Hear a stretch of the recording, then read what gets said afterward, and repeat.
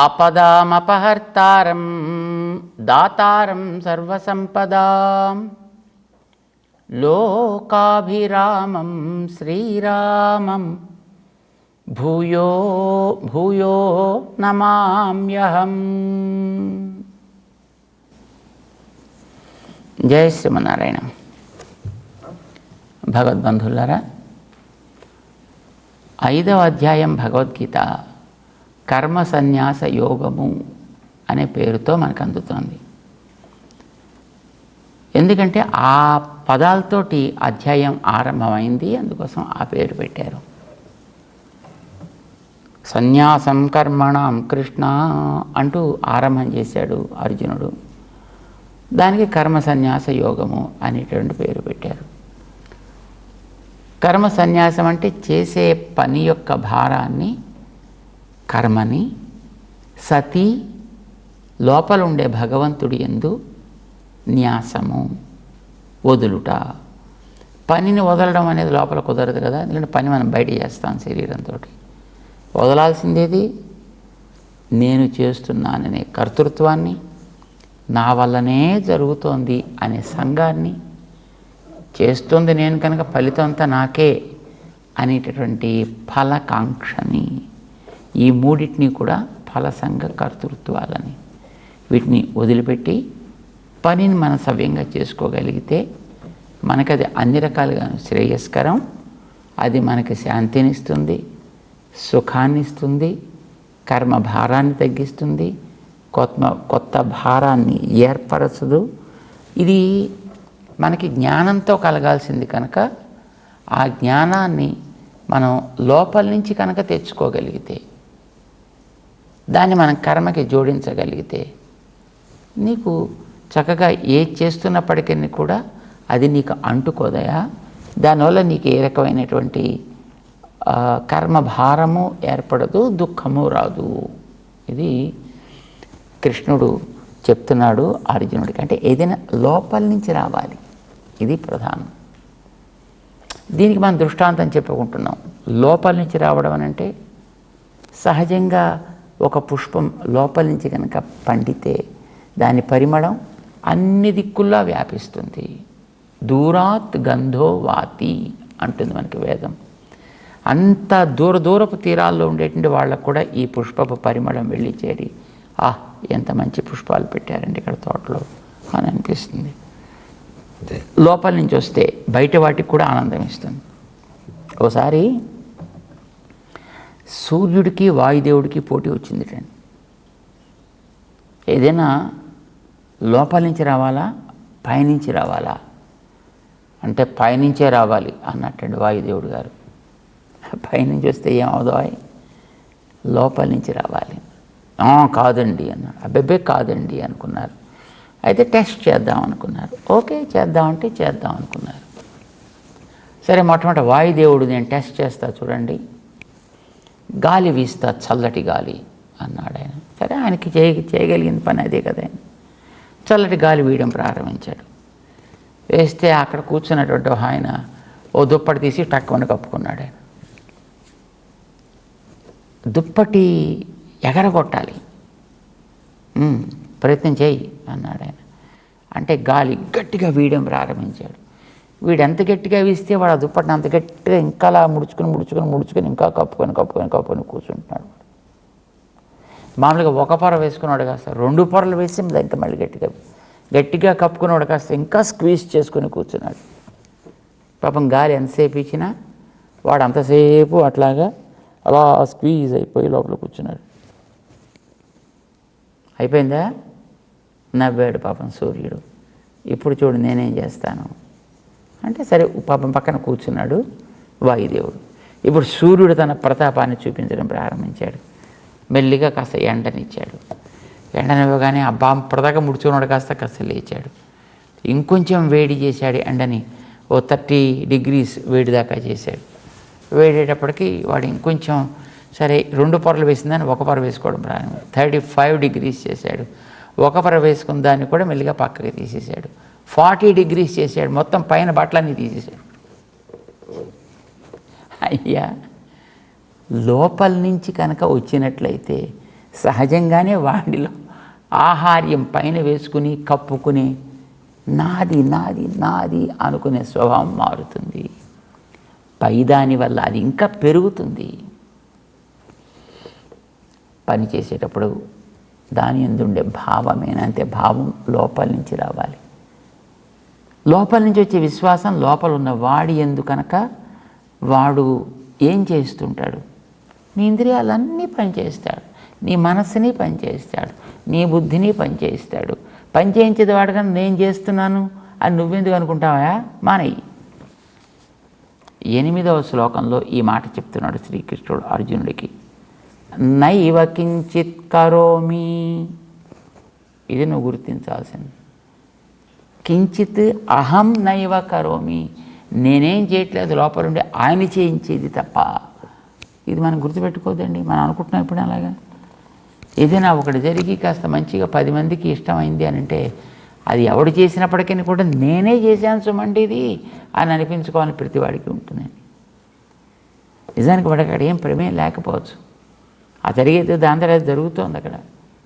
కానీ వీడికి ఏమనిపిస్తుంది, అక్కడ తానేదో చేసినట్టు, తన వల్ల ఆ పరిస్థితి ఏర్పడ్డట్టు అని అనిపించే భారాన్ని, కర్తృత్వాన్ని తన మీద వేసుకుంటాడు. వేసుకోకు. నువ్వు లోపలుండేది వాడు, నడిపించేది వాడు, పని చేయించేది వాడు కనుక వాడి యందు వదిలిపెట్టాలి. అంటే నువ్వేమనుకోవాలి? నైవ కించిత్ కరోమి. ఇది మొట్టమొదట ప్రతివాడు గుర్తించాల్సింది. అయితే మరి ఎవడు చేస్తున్నట్టు? నేను లోపల ఎవడి వల్లనైతే ఉన్నానో వాడే చేయిస్తున్నాడు ఇదంతాను. కనుక ఈ సంబంధాన్ని వాడికి ఇచ్చేయి.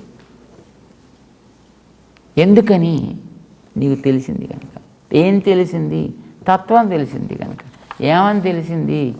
వాడు నడిపిస్తున్నాడు, వాడికి చెందిన వాడిని నేను అని తెలుసుకోవడానికి వీలైన జ్ఞానం ఉన్నవాడిని నేను పంపించే జ్ఞానంతో ఇవన్నీ కూడా పనిచేస్తున్నాయి. ఇవన్నీ కూడా పనిచేసేటటువంటి అచేతన పరికరాలు. జ్ఞానం కలిగినటువంటి పని చేయించుకునేవాడిని నేను, నన్ను కూడా నడిపించేవాడు వెనకాతల ఆయన. తత్వవిత్.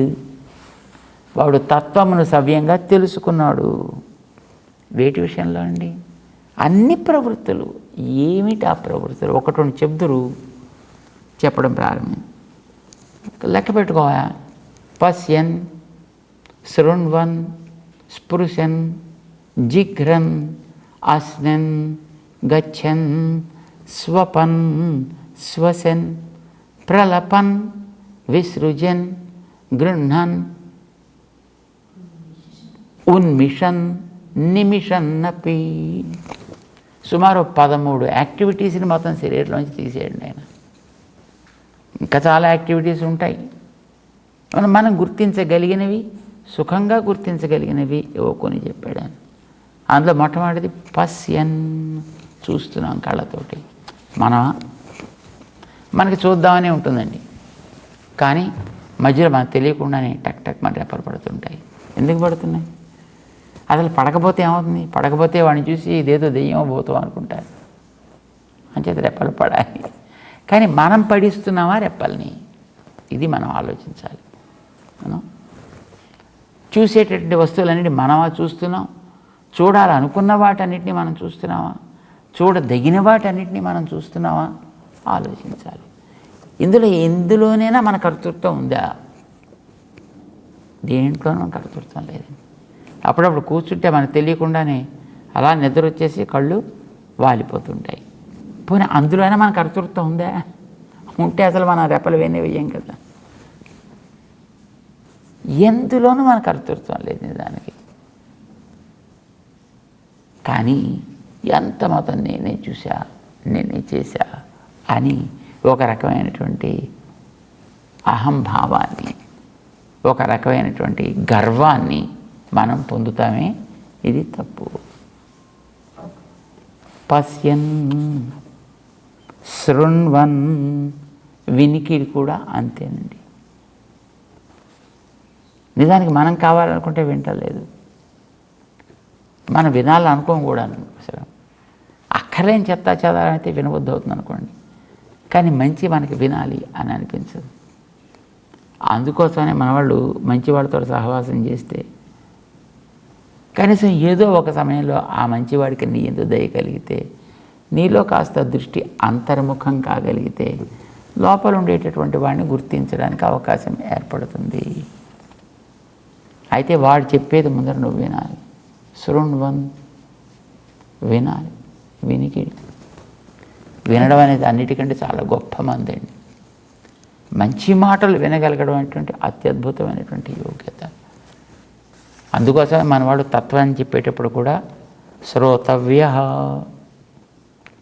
మంతవ్య, నిదిధ్యాసితవ్య, శ్రోతవ్య.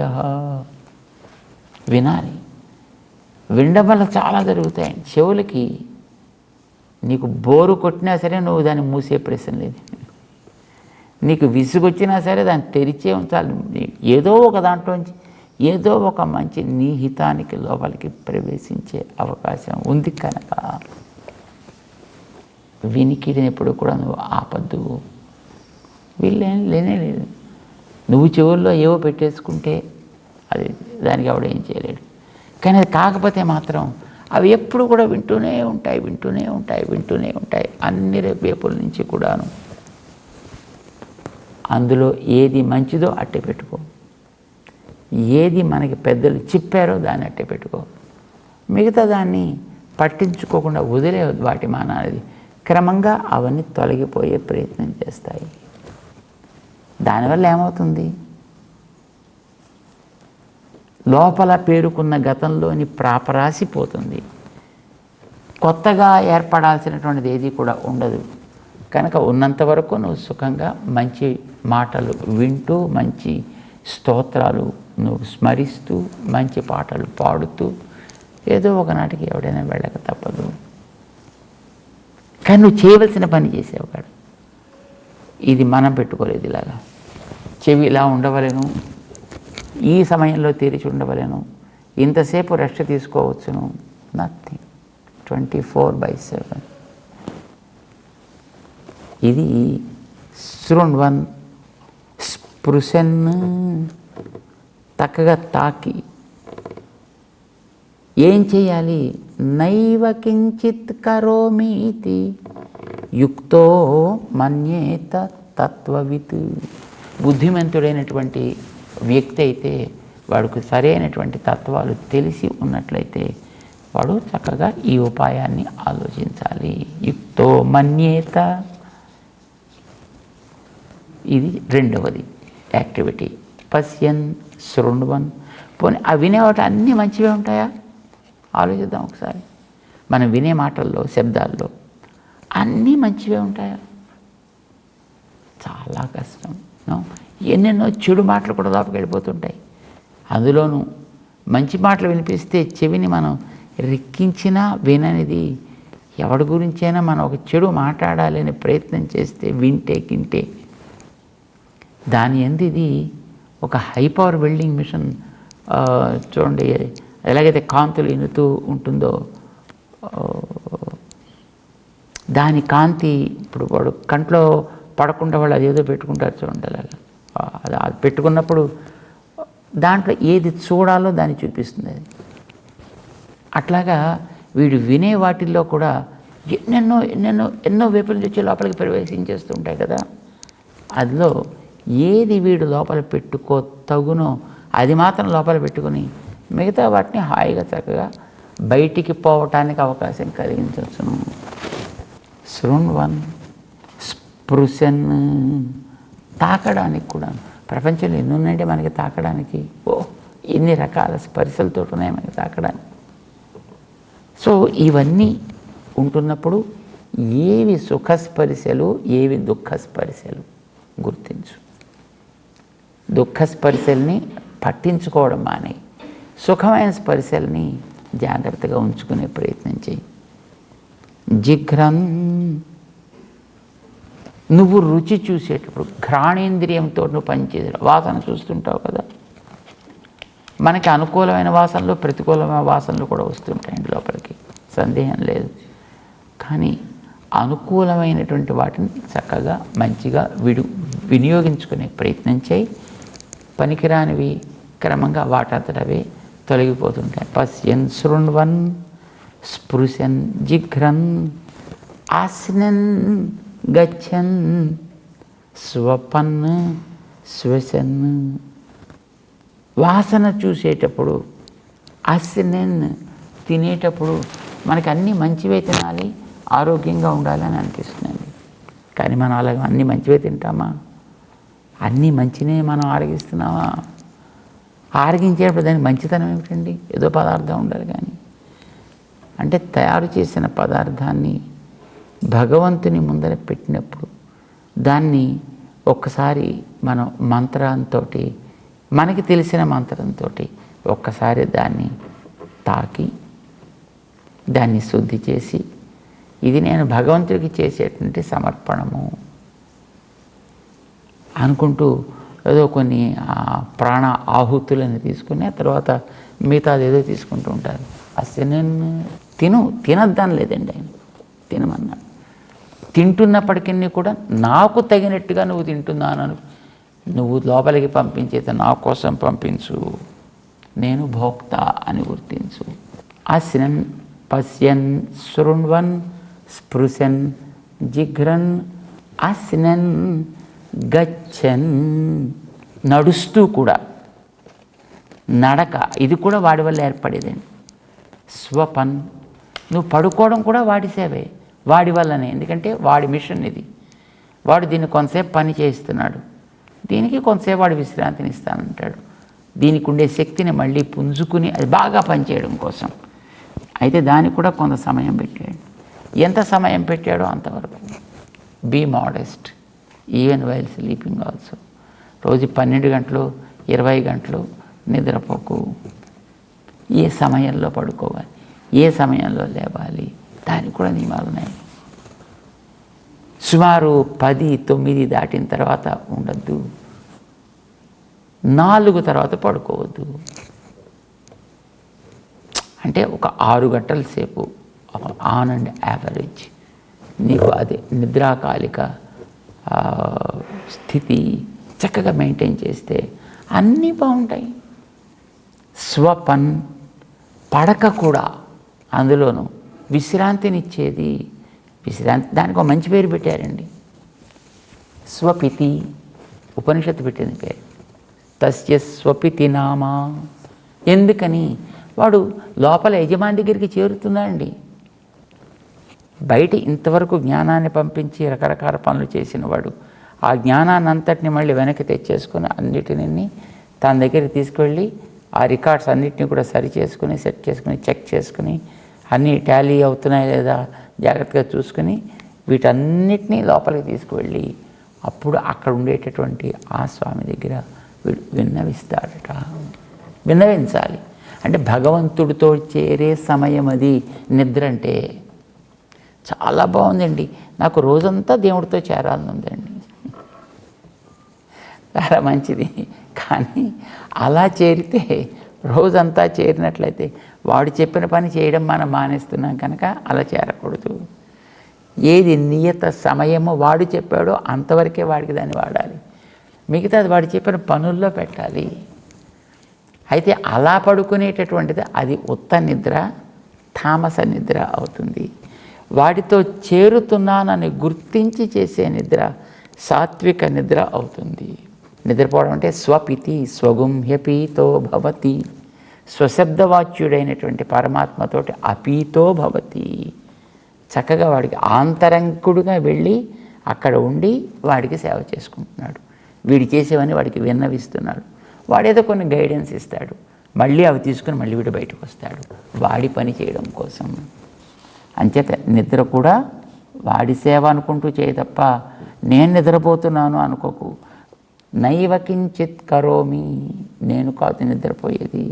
స్వపన్, శ్వసన్, గాలి సంచారం కూడా మన వల్ల జరగట్లేదండి. నిద్రపోతున్నావు అని అనుకున్నప్పుడు కూడా గాలి సంచారం సాగుతుంది. అంటే మరి మనమా చేసేది? నో, అది లోపల ఉండేవాడెవడో వాడు దీన్ని నడిపిస్తున్నాడు. ఇది జ్ఞాపకం పెట్టుకుంటే చాలు మనకి.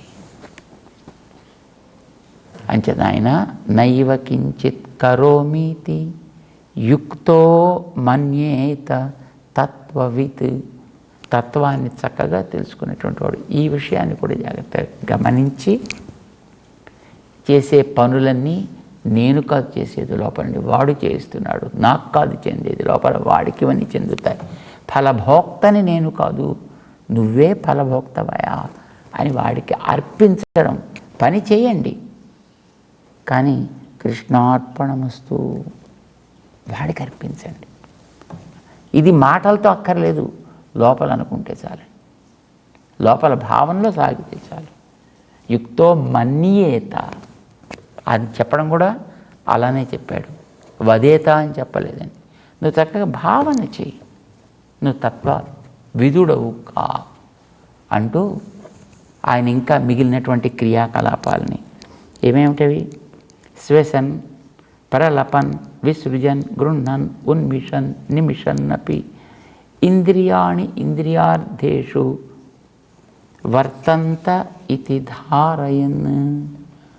ఇంద్రియాణి ఇంద్రియార్థేషు వర్తంతే, ఈ ఇంద్రియాలు వాడిచ్చినవి, ఆ పైన ఉండేటటువంటి పదార్థాలు వాడిచ్చినవి కనుక వాడిచ్చిన పదార్థాలతోటి వాడిచ్చిన ఇంద్రియాలని వాడుకుంటున్నాడు. ఈ నిశ్చయము వీడికి నిలకడగా ఉండవలే. అది ఉంటే ఇప్పుడు నేనేం చేస్తున్నాను కనుక అవి వాటి పనులు చేస్తున్నాయి, వాడు ఆదేశించిన క్రమంలో చేస్తున్నాయి కనుక వీడు శాస్త్రీయమైనటువంటి ప్రవృత్తి కలిగి ఉంటాడు, వీడికి అది బంధకం కాదు. మిగతా వాళ్ళు దాన్ని ద్వేషించరు అప్పుడు. కనుక ఇది మనకు కావాల్సిందే, యుక్తో మన్యేత తత్వవిత్.